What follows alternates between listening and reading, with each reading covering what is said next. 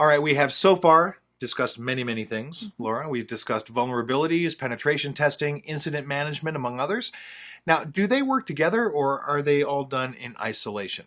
Well, they can all work together in the form of a security policy, and it is absolutely necessary to have a security policy in any organization. The security policy can also include the following. There's separation of duties, job rotation and mandatory vacation, least privilege, incident response, forensic tasks, ongoing security, training and awareness for users, and auditing requirements and frequency. That's correct. Quite often, people think that enforcing IT security is the job of the security department. And do you think so?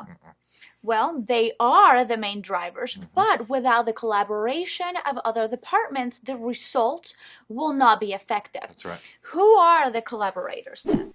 Good question, Laura. Collaborators include everybody, really. It's human resources, legal, management, clients and vendors, the people you work with every day, regulatory agencies, really anyone who you think can contribute, which should be anybody in your network. Anybody in your network.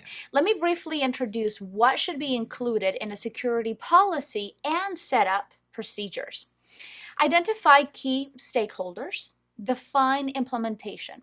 Identify the development method, develop a policies list, describe each policy, write procedures for each policy, identify updated triggers, review policy and procedures, and these are all necessary. So if you want to safeguard your organization from security attacks, make sure you implement them.